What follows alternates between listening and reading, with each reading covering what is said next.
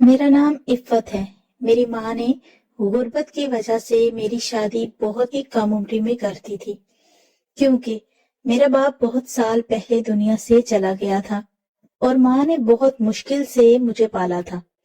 اس لیے پہلے ہی رشتے پر مجھے گھر سے چلتا کر دیا۔ شادی کے بعد مجھے پتا چلا کہ میرا شوہر میری ساس کا سگا بیٹا نہیں ہے۔ میری ساس نے اس کو اپنی بہن سے لے کر پالا تھا۔ پھر میری ساس کا بھی ایک بیٹا پیدا ہوا اور میرے سسر کی وفات ہو گئی، تو بچپن ہی سے گھر کا سارا خرچ میرا شوہر ہی چلا رہا تھا۔ میرے شوہر کی آمدن اگرچہ زیادہ نہیں تھی، لیکن پھر بھی وہ میرا بہت خیال رکھتا تھا، جبکہ میرا دیور انتہا درجے کا آوارہ اور لوفر لڑکا تھا، لیکن پھر بھی اپنی ماں کی آنکھ کا تارا تھا، کیونکہ اس کا اپنا خون جو تھا، جبکہ میرا شوہر میری ساس کی نظر میں بس کمانے والی مشین تھا۔ پھر ایک دن میرا شوہر گھر سے کمانے گیا اور شام کو اس کی لاش گھر آ گئی۔ سڑک سے گزرتے کسی گاڑی سے ٹکرا گیا تھا۔ میری تو دنیا ہی اجڑ گئی تھی۔ مجھے یوں لگا میرے سر کا آسمان چھن گیا ہے۔ کچھ دنوں بعد جب دماغ کچھ سوچنے سمجھنے کے قابل ہوا تو ساس نے ایک دن کمرے میں بلا کر مجھے کہا کہ تمہارا شوہر تو اب چلا گیا ہے، تمہارا کیا ارادہ ہے؟ میں نے کہا کیا مطلب امی جی؟ کہنے لگی کہ پہلے تمہارا خرچ تمہارا شوہر اٹھاتا تھا، اب تم کماؤ گی اور مجھے بھی کھلاؤ گی۔ میں نے حیرانی سے پوچھا کہ میں کیسے کماؤں گی؟ تو میری ساس نے جواب دیا کہ تمہارے کام کا بندوبست میں کر دوں گی، بس گھر میں بیٹھ کر ہی کمانا ہے۔ سمجھو میں نے سوچا کہ اب کوئی ٹھکانہ بھی نہیں ہے جہاں پناہ ملے گی، تو بہتر ہے کچھ نہ کچھ کام دھندا کر ہی لوں، اسی بہانے رہنے کو چھت تو میسر آئے گی نا۔ میری ساس میری سعادت مندی سے بہت زیادہ خوش ہوئی۔ اگلے دن شام کے وقت میں نہا کر باتھ روم سے باہر نکلی تو گھر کے صحن میں دو مرد بیٹھے ہوئے تھے۔ شکل سے جرائم پیشہ اور کپڑوں سے کھاتے پیتے گھروں کے لگتے تھے۔ میری ساس ان کی خدمت داری میں مصروف تھی۔ پھلوں اور جوس سے ان کی تواضع ہو رہی تھی۔ میں سوچ میں پڑ گئی کہ یہ کون اتنے اہم لوگ ہیں، میری ساس تو کسی کو مفت میں مری ہوئی مکھی نہ دے۔ لیکن یہ حیرانی جلد ہی ختم ہو گئی۔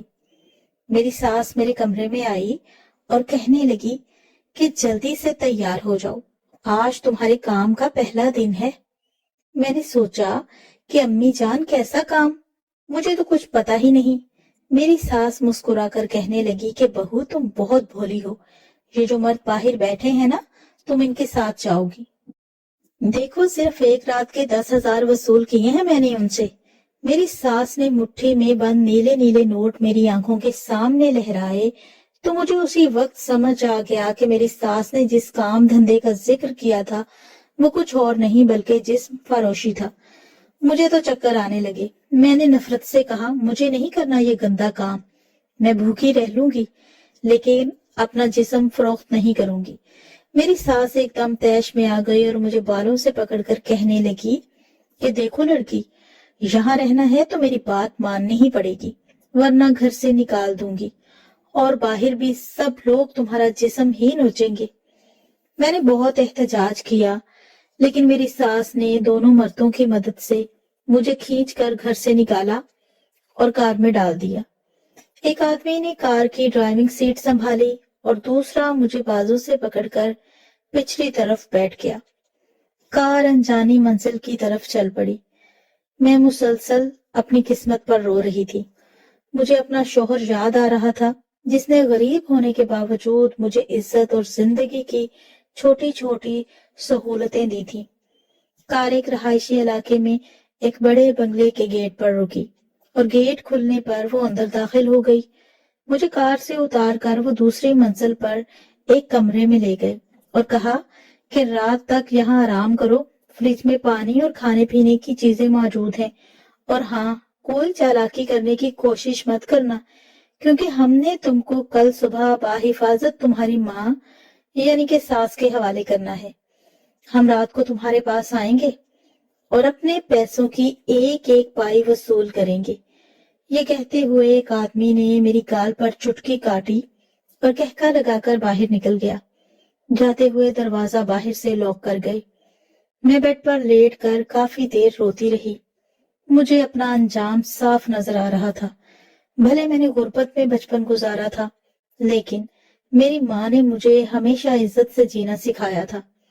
مغرب کی اذان کی آواز کانوں میں پڑی تو میں نے اٹھ کر کمرے کی کھڑکی کھولی۔ تازہ ہوا اندر آئی تو میرے اندر کی گھٹن کچھ کم ہوئی۔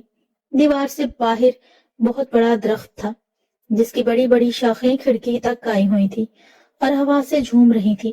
میری سوچیں اپنے بچپن میں چلی گئیں۔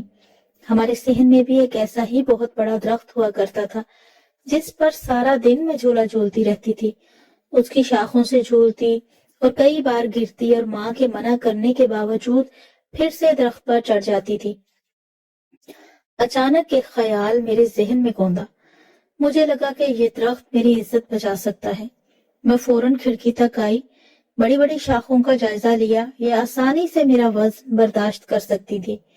میں نے ایک مضبوط شاخ کو پکڑا اور اس کے سہارے نیچے لٹک گئی۔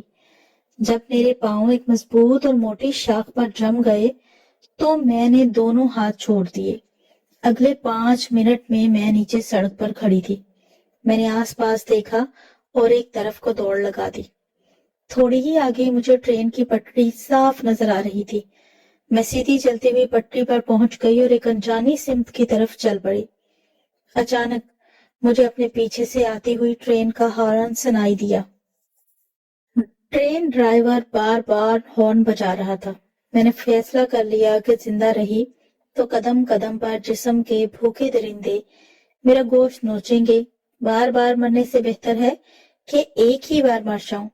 میں چپ چاپ سر جھکا کر چلتی رہی۔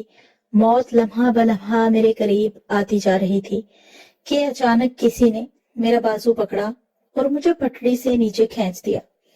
اسی وقت ٹرین شور مچاتی میرے قریب سے گزر گئی۔ جس شخص نے میرا ہاتھ پکڑ کر مجھے مرنے سے بچایا تھا وہ آدھے گھنٹے بعد مجھے لے کر قریبی پولیس اسٹیشن بیٹھا تھا۔ میری ساری کہانی سن کر تھانے دار نے کسی کو کال کی تو تھوڑی ہی دیر بعد ایک عورت اور ایک مرد پولیس اسٹیشن پہنچ گئے۔ ضروری کارروائی کے بعد مجھے کار میں بٹھا کر اپنے ساتھ لے گئے۔ یہ میری جیسی بے سہارا اور معاشرے کی ستائی ہوئی لڑکیوں کے تحفظ کا ایک بڑا ادارہ تھا، جہاں پر مجھے باعزت طریقے سے چھت اور 2 وقت کا کھانا ملنے لگا۔ میں نے اپنی ادھوری تعلیم دوبارہ شروع کی اور کچھ عرصے بعد اپنی محنت کے بل پر اسی ادارے کی سربراہ بن گئی۔ آج میں اپنے جیسی بے سہارا عورتوں کو سہارا دیتی ہوں اور ان کی ہمت بنتی ہوں، اور آپ لوگوں سے گزارش کرتی ہوں کہ حالات کیسے بھی مشکل ہوں، ہمیشہ ان کا مقابلہ کرو، کیونکہ اسی میں انسان کی بہتری ہوتی ہے۔ اور جس شخص نے مجھے ٹرین کے نیچے آنے سے بچایا تھا، آج میں اسی کی بیوی ہوں۔